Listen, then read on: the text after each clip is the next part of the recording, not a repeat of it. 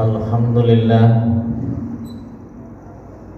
alhamdulillahilladzi hadana li hadza ma kunna linahtadiya laula an hadana Allah. Asyhadu an la ilaha illallah wa asyhadu anna Muhammadan abduhu wa rasuluh. Wa nusalli wa nusallimu ala hadzal nabiyil karim Muhammadin wa ala alihi wa sahbihi ajma'in, amma ba'd. Wa ya ibadallah, ittaqullaha haqqa tuqatih wa la tamutunna illa wa antum muslimun. Faqala Allah ta'ala fil Qur'anil Karim, a'udzu billahi minasy syaithanir rajim. Bismillahirrahmanirrahim. Qul in kuntum tuhibbunallah fattabi'uni yuhibbukumullah wa yaghfir lakum dzunubakum wallahu ghafurur rahim. Wa qala Rasulullah sallallahu alaihi wasallam, la yu'minu ahadukum hatta akuna habba ilaihi bi waladihi wa waladihi wan nasi ajmain. Ma'asyiral muslimin, sidang jamaah Jumat yang dirahmati Allah Subhanahu wa taala. Alhamdulillah, puji dan syukur kita panjatkan kehadirat ilahi Rabbi Allah Subhanahu wa taala. Kenapa kita patut bersyukur kepada Allah? Karena sesungguhnya Allah lah yang memberikan segala kenikmatan yang ada di dunia ini yang kita rasakan.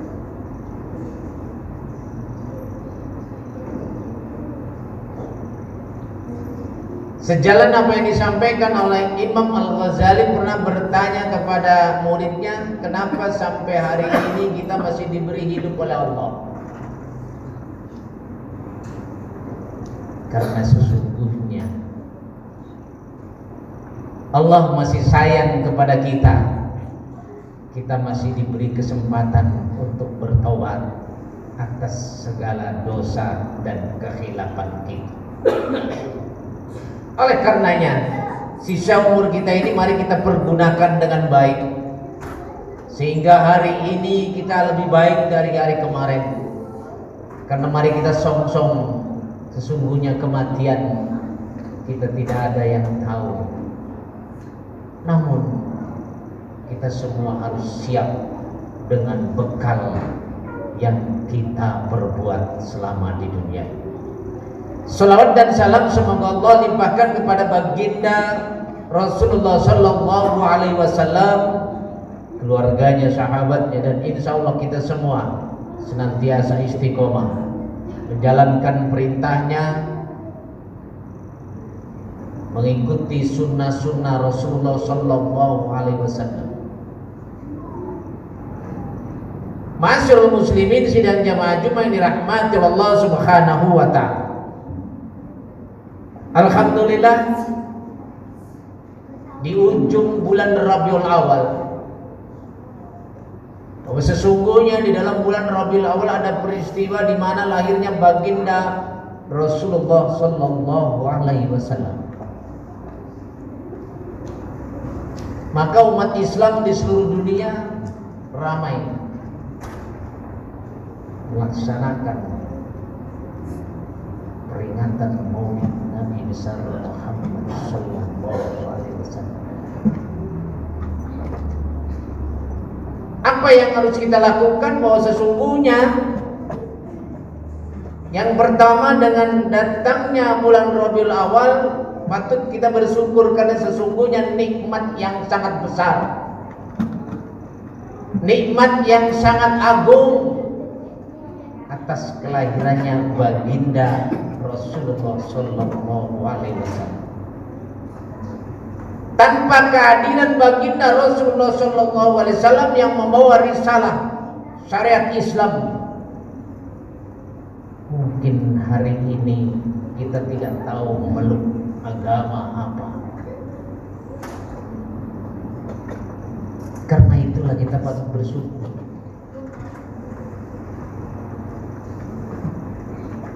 Caranya apa? Mari kita ikuti apa-apa yang telah disampaikan oleh baginda Rasulullah Sallallahu Alaihi Wasallam. Apakah perilakunya ataupun hal-hal yang terkait dengan dirinya beliau. Kemudian yang kedua, di samping kita patut bersyukur, kita mahabbah, totalitas kita cinta kepada baginda Rasulullah Sallallahu Alaihi Wasallam. Qul in kuntum tuhibbunallah fattabi'uni yuhibbukumullah wa yaghfir lakum dzunubakum. Allah berfirman, katakanlah hai Muhammad, memerintah kepada Muhammad, kepada hambanya. Kalau hambanya itu adalah mencintai aku, mencintaimu, maka ikutilah aku. Artinya apa? Loyalitas, kecintaan kita kepada baginda Rasulullah Sallallahu Alaihi Wasallam, seyogianya kita pun patut mencontoh apakah itu perbuatannya, perkataannya. Karena sesungguhnya Rasulullah Sallallahu Alaihi Wasallam orang yang sangat arif dan bijaksana.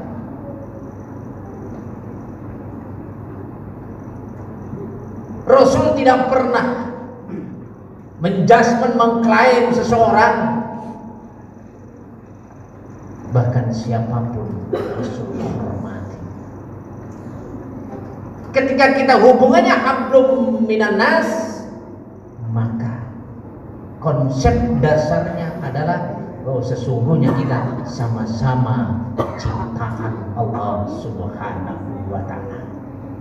Kita saling menghormati, saling menghargai.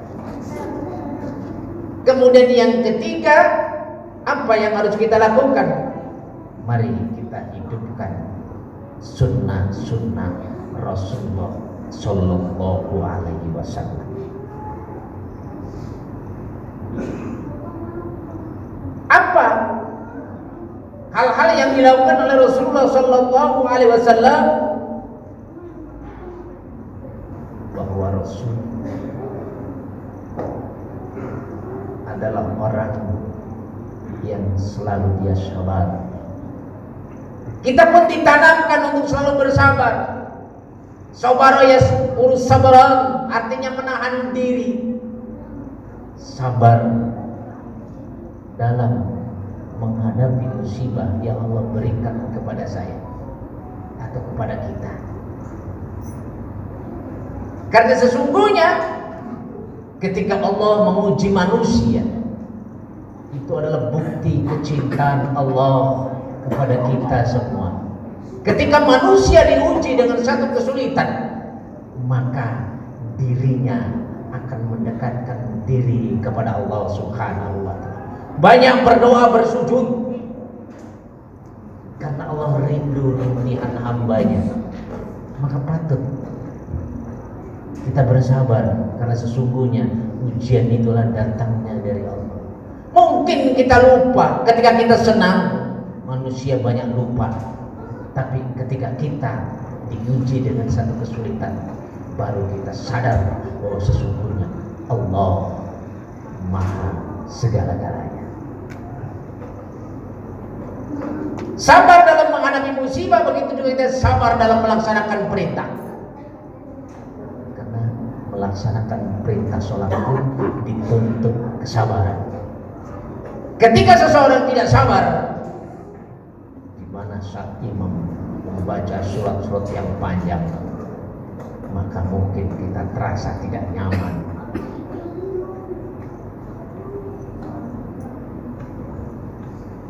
Begitu juga kita sabar juga dalam menghadapi maksiat. Dituntut kita kesabaran karena sesungguhnya godaan ini adalah sangat banyak.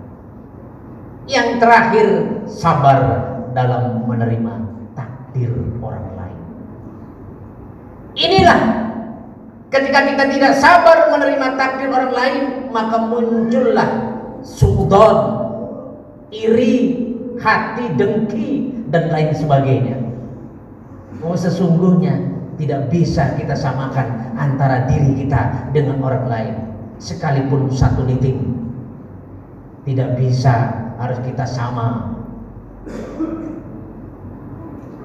Makanya apa yang dikatakan oleh para ulama, sesungguhnya yang mendatangkan keberkahan dalam rezeki bukan pekerjaan, tetapi sedekah, silaturahmi, sholat duha, membaca surat Waqiah. Oleh karena ketika rezeki yang kita dapat itu berkah, maka dalam diri seseorang akan ada motivasi untuk rajin beramal, rajin berbagi. Maka mohon maaf, bagaimana kita mencintai Nabi secara totalitas? Umur saya sudah 56 tahun. Kalau kita hitung dari akhir balik, kurang lebih sudah 40 tahun lebih. Berapa kali kita puasa? Berapa kali kita sholat?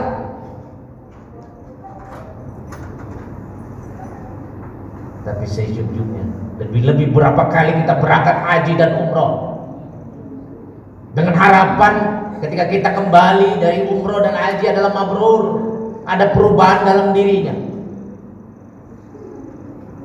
Tapi pelaksanaan rukun Islam, sholat, puasa, haji itu hanya secara syariat. Kalau secara syariat gampang. Orang sholat pertama adalah syaratnya suci, berwudu. Setelah itu syarat rukunnya kita penuhi sah. Begitu juga haji, membawa diri kita. Apakah dengan sepeda, dengan naik kapal atau naik pesawat, kemudian kita datang ke tanah suci Mekah. Syarat rukunnya kita penuhi sah. Tapi secara hakikat, mampukah diri kita ini menunjukkan aplikasi di dalam kehidupan? Puasa berpuluh-puluh kali, sholat terus kita laksanakan, bahkan yang sunnah pun kita kerjakan. Haji berpuluh-puluh kali, bangga dengan peci putihnya, tapi kelakuannya adalah kotor dan hitam.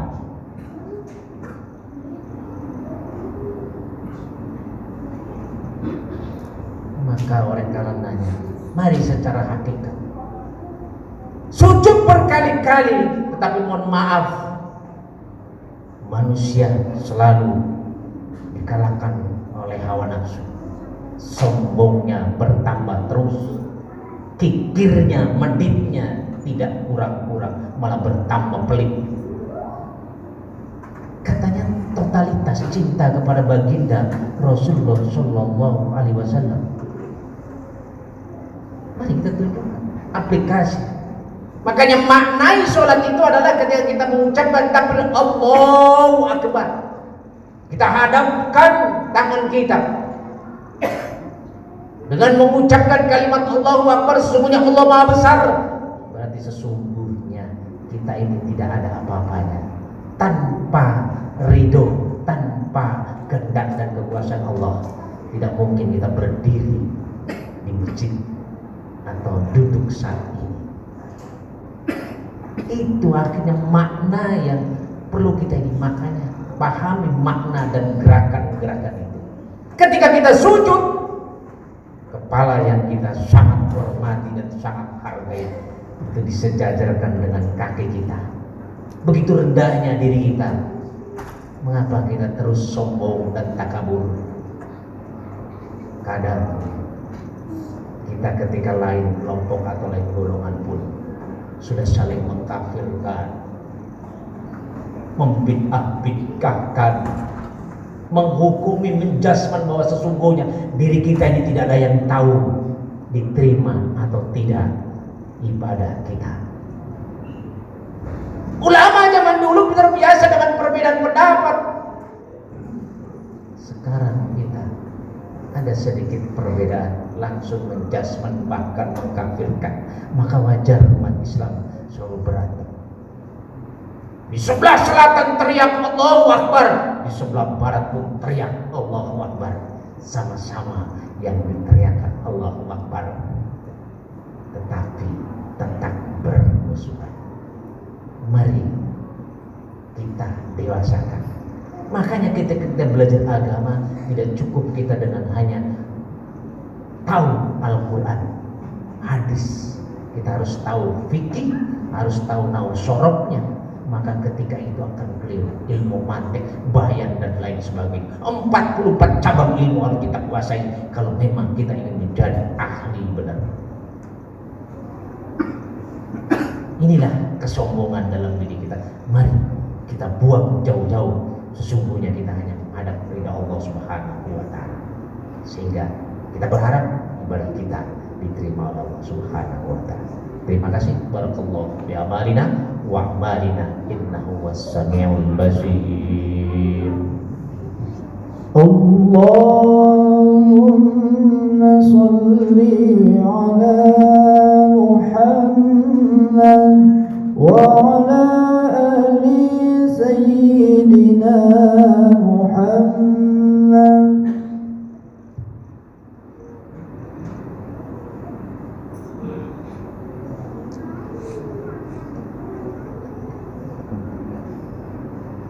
Alhamdulillah, la ilaha illa huwa rabbul arsyil azim. Asyhadu an la ilaha illallah wahdahu la syarika lah, wa asyhadu anna Muhammadan abduhu wa rasuluhu la nabiyya ba'da. Allahumma shalli wa sallim ala sayyidina Muhammad wa ala alihi wa sahbihi ajmain, amma ba'd. Fa ya ibadallah, ittaqullaha haqqa tuqatih wa la tamutunna illa wa antum muslimun.